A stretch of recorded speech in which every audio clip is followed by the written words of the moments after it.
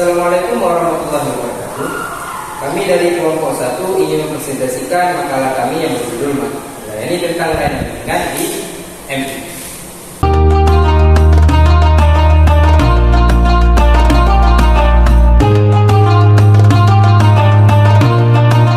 Sebelum kita memasuki isinya, kita pahami dulu apa ini.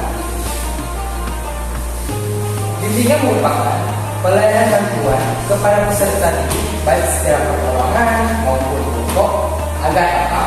Agar mereka mampu mendidik dan berkembang. Dalam hal apa? Dalam hal dengan pengembangan pribadi maupun sosial, belajar dan lalu bimbingan biasanya terdapat kata konseling. Bimbingan konseling. Apa itu konseling? Konseling merupakan hubungan profesional yang dilakukan secara tatap muka antara konselor dan konseling. Perlu kita pahami konselor itu apa? Konselor itu merupakan guru, seorang guru, sedangkan konseling merupakan peserta didik. Tujuannya apa? Tujuannya untuk membantu konseling dalam memahami dan memperjelas pandangan terhadap ruang lingkup hidupnya sehingga apa? Sehingga dapat membuat pilihannya bermakna bagi dirinya dan kehidupannya. Baiklah, saya selaku sebagai koordinator dan menjadi makalah adalah teman-teman saya. Langsung saja kita masuk ke dalam isi daripada makalah. Kepada pemakalah kami persilakan. Jadi yang pertama adalah A. Peran guru sebagai pembimbing di sekolah. Sebelum kita mengetahui peran guru sebagai pembimbing di sekolah, perlu kita ketahui makna daripada guru. Guru ialah seorang pengajar suatu ilmu. Dalam bahasa Indonesia, guru umumnya adalah seorang pendidik yang profesional dengan tugas utama mendidik, mengajar, membimbing, mengarahkan, melatih, menilai dan mengevaluasi muridnya.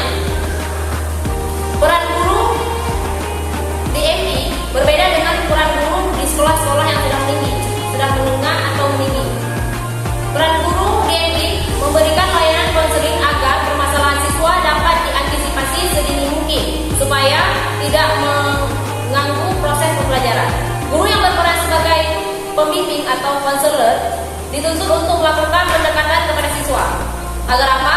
Tidak hanya pendekatan pedagogi, tetapi juga dengan pendekatan personal dalam semua proses belajar mengajar yang berlangsung. Guru juga harus konsisten supaya mampu mengatasi setiap permasalahan yang muncul secara proses pembelajaran. Oleh karena itu, guru perlu untuk selalu siap menghadapi bantuan siswa dalam setiap permasalahan yang timbul, baik itu dari orang tuanya, keluarga, faktor eksternal maupun internal. Selanjutnya akan dilanjutkan oleh pemakalah kedua.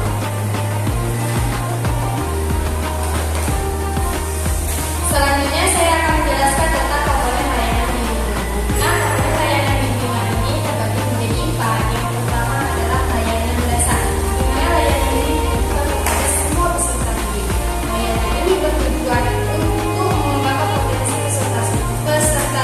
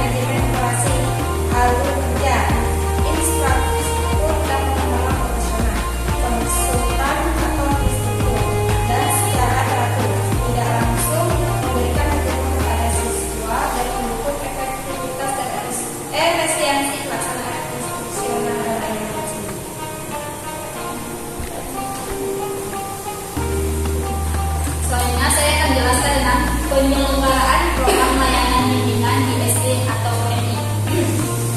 Program bimbingan di sekolah disusun berdasarkan kebutuhan peserta didik dan kebutuhan sekolah.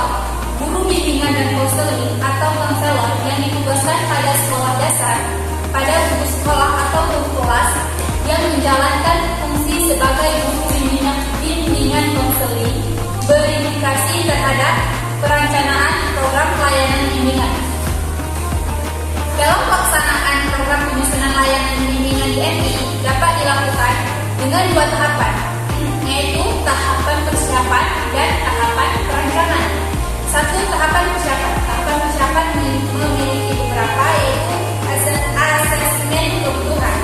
2. Mendapatkan dukungan kepala dan komite sekolah. Jadi kita membutuhkan lingkungan dari luar untuk bisa menyiapkan layanan bimbingan. 3. Penetapan dasar perencanaan. Yang kedua yaitu tahap perencanaan. Tahap ini dilakukan dengan 2 kegiatan, yaitu dengan cara menyusun program tahunan dan juga program tiap semester. A. Struktur program tahunan bimbingan yaitu rasional, dasar hukum, visi misi, tujuan kita, atau deskripsi kebutuhan. Tujuan, komponen program, bidang layanan, rencana operasional, pengembangan tema atau topik, rencana evaluasi atau pelaporan dan tindak lanjut, saran prasarana dan anggaran biaya. B. Struktur program semester bimbingan yaitu setelah guru bimbingan dan konseling atau konselor merancang program tahunan dalam bentuk kalender, maka dirinci kembali dalam bentuk program semester. Program semester ini dikembangkan berbasis pada rencana operasional atau action plan yang telah disusun sebelumnya.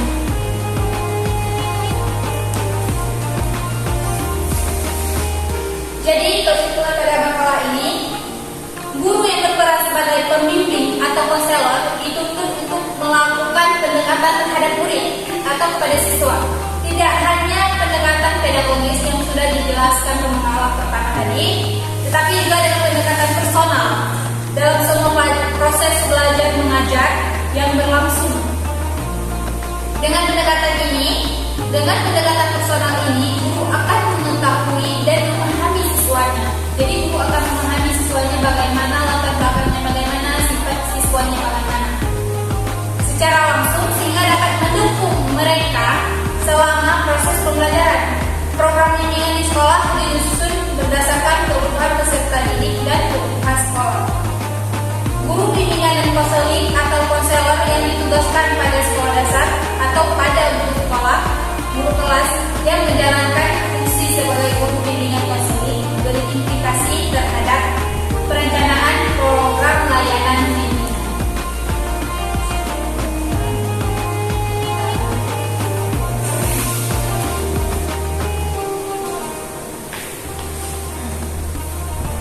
Sekian. Tapi apabila kita membutuhkannya dalam keadaan boleh kami kesempatan. Kami buka kesempatan.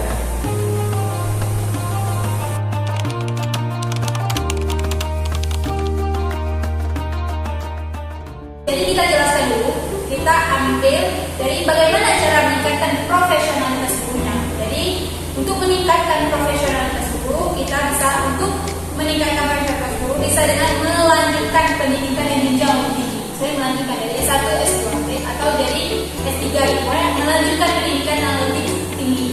Yang kedua, mengikuti pelatihan yang menunjang kualitas guru. Yang ketiga, aktif mengikuti kegiatan KKG, yaitu kelompok kerja guru agar menjadi guru yang kreatif sehingga murid menyukai.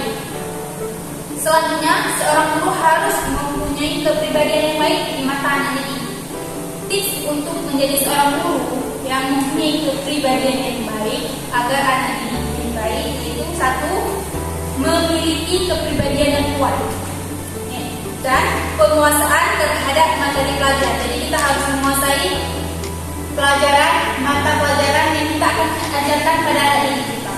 Yang ketiga, bersikap ramah dan bersahabat. bersikap ramah dan bersahabat dengan anak didik agar anak didik itu merasa nyaman dengan kita dan tidak merasa jenguk melihat kita dalam mengajar. Dan memperhatikan murid, kita juga harus memperhatikan murid kita agar murid itu bisa menerima apa yang kita katakan, atau itu kita mengatakannya dengan hal yang baik, bukan hal yang buruk. Jadi murid tersebut akan menerima dengan baik. Yang selanjutnya bersikap tegas, tapi bukan galak. Kita harus bersikap tegas dengan menghadapi begitu banyak murid dalam kelas. Dan bersikap tegas, tapi bukan galak. Jangan bersikap di sini jangan bersikap seenak-enaknya. Bisa diterima? Boleh. Kasih.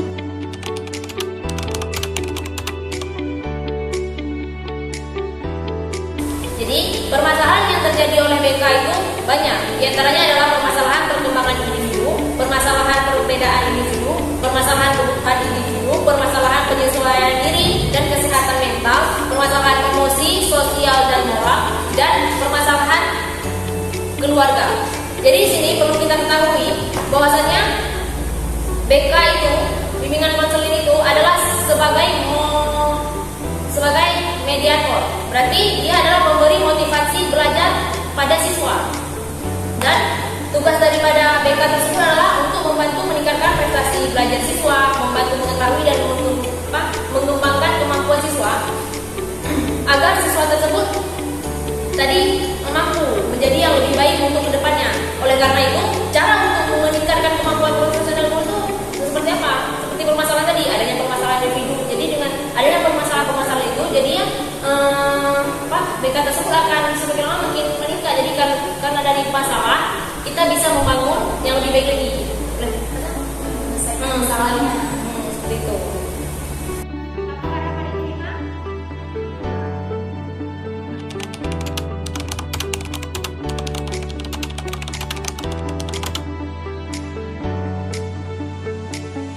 jawabannya tidak, karena layanan atau kegiatan bimbingan konseling ini diperuntukkan untuk semua peserta didik, tidak hanya untuk anak yang bermasalah saja. Apakah dapat diterima?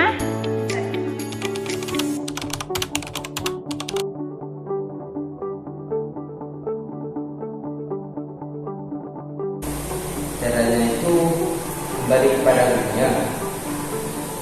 Kenapa guru tersebut berarti? Dan oleh siswa tersebut tidaklah mungkin untuk dapat menjaga diri kepada guru karena guru tersebut saja, kalau istilah kasarnya, tidak memperdulikan siswanya. Kenapa bisa kita bilang tidak memperdulikan siswanya? Buktinya dia jarang masuk. Oh, memang dia tidak bisa masuk, bisa digantikan oleh guru yang lain yang bisa masuk, yang bisa menggantikan jam guru tersebut. Karena untuk mendapatkan hati seorang siswa itu sangat sulit. Apalagi pada zaman sekarang bisa kita lihat banyak siswa-siswa yang bandel, siswa yang nakal. Jadi caranya ya kembali lagi kepada gurunya. Gurunya tidak boleh antagonis, tidak boleh memiliki sifat antagonis, tidak boleh memiliki sifat ego lagi, karena dia akan memperburuk siswanya.